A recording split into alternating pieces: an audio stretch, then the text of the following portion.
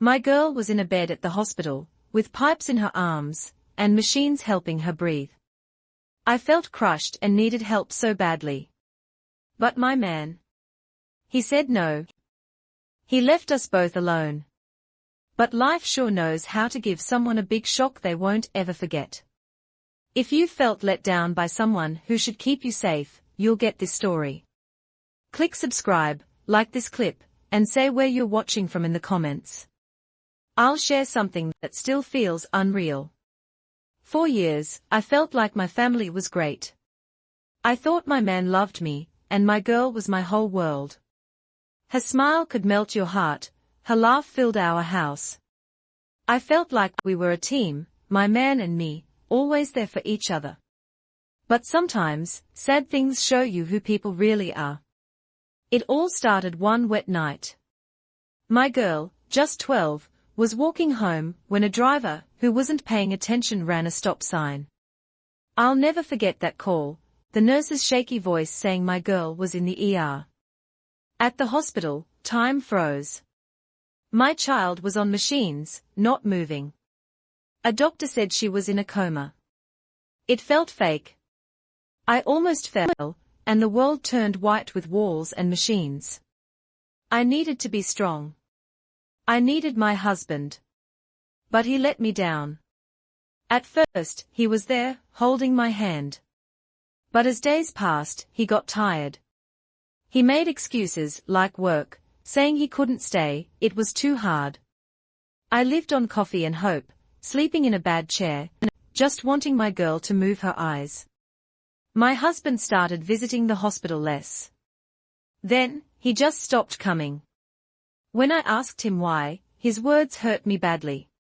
He said I cared too much. He said she might not even wake up. He didn't want to waste his life at the hospital. Can you believe he said that? About our own child. I was so angry. It felt like fire inside me. My daughter was trying to live. And her father, who should protect her, was giving up. I stayed with her. I sang songs. I brushed her hair. I read her books, hoping she could hear me. Each day I told her, I'm here, and I won't leave. But I felt very alone. Nights were hard. I'd look at the ceiling in that cold room, wondering how I married him. How could he leave us when we needed him? Weeks passed, turning into months. Then, one day, I learned the truth. I found out my man wasn't just ignoring us, he was with someone new, from work. As our girl lay still, he swapped us for a fun new toy. My heart hurt like never before, but I also saw things clearly. He wasn't just no help, he was a burden.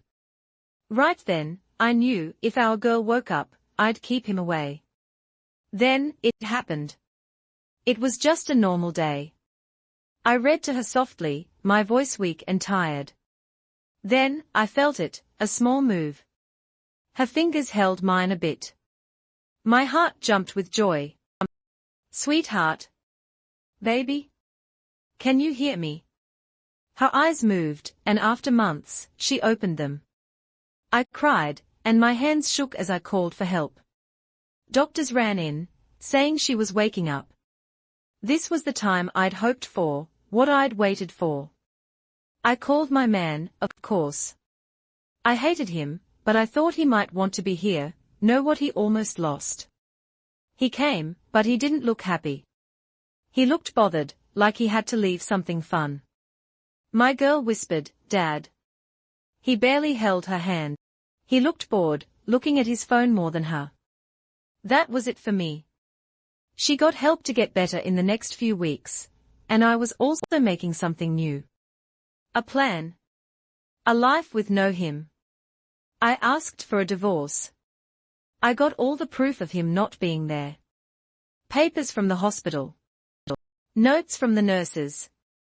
Even proof of his cheating. In court, I showed it all. The judge knew right away. My man didn't even seem to care. I got to keep my girl, just me. Child care money. Needed. His reasons did not matter when faced with truth. When the hammer fell, I felt so much better. But the best payback? That came later. He thought he could have a new love and ignore his duties. But life is not like that. He soon learned that his new friend did not want the trouble of a man with kids. Their fun ended fast. And then he was all alone. Alone as I got better. Alone as my girl got stronger each day. Alone as we had good times, her first steps after help, her first day back at school, times he did not get to see. He tried to come back once, with flowers, acting like he wanted to fix things. My girl looked at him and walked away. Her small voice said it all.